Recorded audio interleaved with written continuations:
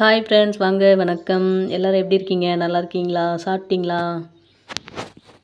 நான் பூண்டு சட்னி அரைக்க போகிறேன்ப்பா. அதுக்கு தேவையான பொருள் பாருங்கள். பூண்டு உரித்து வச்சுருக்கேன். தக்காளி வந்து ஒரு தக்காளி போட்டுங்க. பெரிய சைஸாக இருந்தால் ஒரு தக்காளி போட்டுங்க. சிறுசாக இருந்தாக்கா 2 தக்காளி போட்டுக்கோங்க. இது வந்து மிளகா வந்து நல்ல காரமான மிளகா, அதனால் நான் 2 மிளகா தான் வச்சுருக்கேன். உங்களுக்கு வந்து மிளகா காரம் இருக்குதா இல்லையான்னு சொல்லி உங்களுக்கே தெரியும். காரம் இல்லைன்னா இன்னொன்று சேர்த்து வச்சுக்கோங்க. இல்லை 4 மிளகா கூட வச்சுக்கோங்க. 2 பேருக்கு சாப்பிட்ற மாதிரினா இது சட்னி போதும். பூண்டு இதெல்லாம் 3 பேர் 4 பேர்னா இன்னும் கொஞ்சம் 2 கட்டி சேர்த்து போட்டுக்கலாம். நான் வந்து 2 கட்டி பூண்டு உரிச்சிருக்கேன். பல்லு நல்லா பெருசு பெருசாக இருக்குது. ஹைப்ரிட் பூண்டு தான், நாட்டு பூண்டு கிடைக்கலங்க. அழகாக இருக்குல்ல, நல்லதான உடம்புக்கு ரொம்பவே நல்லதுப்பா இந்த சட்னி. வாங்க தாளிச்சு விட்டுலாம். வணக்கிட்டு தான் அரைக்கணும். அரைச்சிட்டு வணக்கலாம், அது கொஞ்சம் சிரமம். நல்லா சுண்டணும், கொஞ்சம் லைட்டாக பச்சை வாடை வரும். அது ஒரு நாளைக்கு வீடியோ போடுறேன். இப்போ நம்ம இன்னும் எண்ணெய் ஊற்றிக்க போகிறோம். நான் ஆல்ரெடி பற்ற வச்சிட்டேன். ஒரு கையால் பற்ற வைக்க சிரமமாக இருக்குதுன்ட்டு வீடியோ எடுக்கிறதுக்கு முன்னாடியே பற்ற வச்சுட்டு சிம்மில் வச்சுட்டு வந்துட்டேன். கொஞ்சம் எண்ணெய் கொஞ்சமே ஊற்றிக்கலாம். நான் கொஞ்சம் சேர்த்து ஊற்றிட்டேன். நீங்கள் வந்து இதெல்லாம் எண்ணெயிலே தானே வணங்கணும்.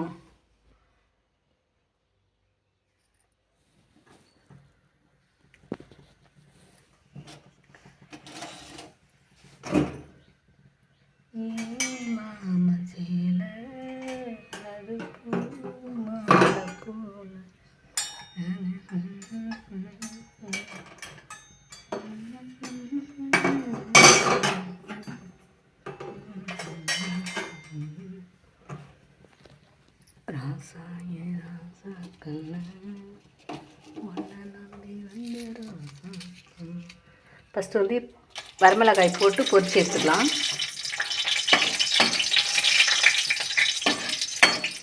ஒவ்வொரு மிளகாய் அப்படியே வெடிச்சிடும், பார்த்து போடுங்க. வேணா 2 கிள்ளி கூட போட்டுக்குங்கப்பா. ஒவ்வொரு மிளகாய் அப்படியே டம்மின்னு வெடிச்சிடும்.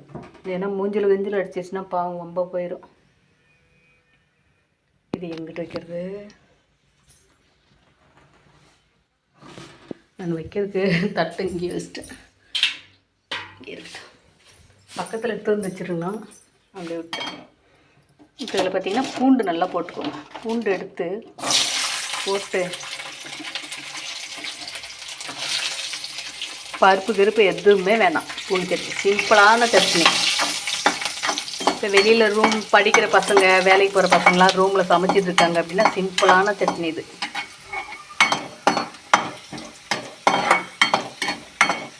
எண்ணெய் கொஞ்சம் சேர்த்தே ஊற்றிட்டேன். இப்போ கொஞ்சம் எக்ஸ்ட்ரா இருக்குது, சரி ஒன்றும் பிரச்சனை இல்லை. டேஸ்ட்டாக இருக்க போதும், அவ்வளோதான். நல்லா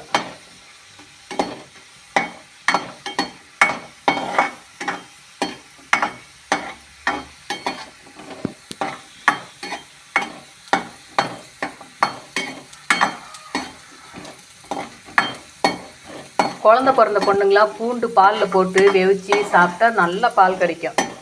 உங்களுக்கு தெரிஞ்சவங்களுக்கு சொல்லுங்கள். நான் வீடியோ போடுறேன். பிள்ளைக்கு குழந்த பிறந்ததுன்னா அப்போ இந்த பாலில் போட்டு எப்படி வேவிக்கிறதுன்னு அதெல்லாம் வீடியோ போடுறேன், பாருங்கள். உங்களுக்கு தெரிஞ்சவங்களுக்கு சொல்லுங்கள், நல்ல பால் கிடைக்கும். அது நிறைய பேருக்கு தெரியும், இருந்தாலும் தெரியாதவங்களும் சில பேர் இருக்கிறாங்க. பூண்டு பாருங்கள் நல்லா செவந்துருச்சா, பச்சை வடை வராமல் இருக்குது. நல்லா செவந்து போச்சுன்னா இப்போ வந்து தக்காளி கட்டிக்கோங்க.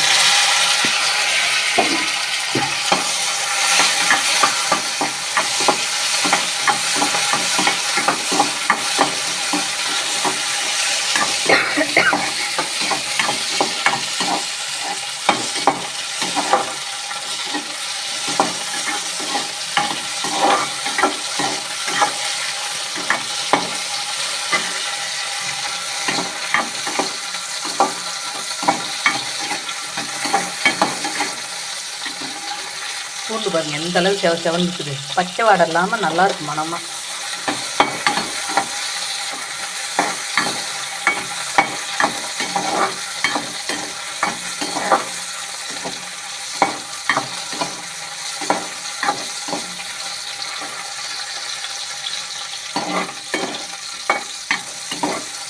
நான் வந்து எண்ணெய் கொஞ்சம் சேர்த்தே ஊற்றிட்டேன்.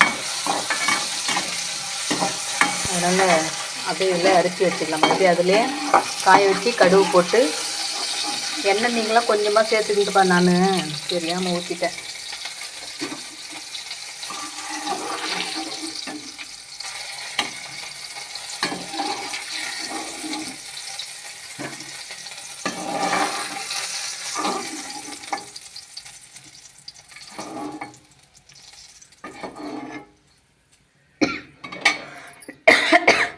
இப்போ இது கூட 4 உப்பு கல் வச்சு அம்மியில் அரைக்க போகிறேன்.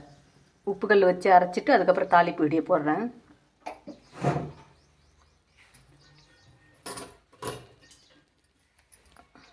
ஹாய் ஃப்ரெண்ட்ஸ், வாங்க பூண்டு சட்னி தாளித்து விடலாம்.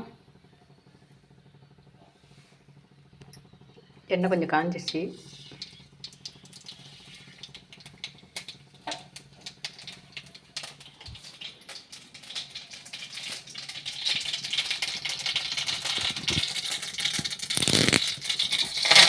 கருவேப்பிலை, எண்ணெய் காஞ்ச எண்ணெய் கருவேப்பிலை போட்டு கடுகு கூட போட்டுக்கணும்.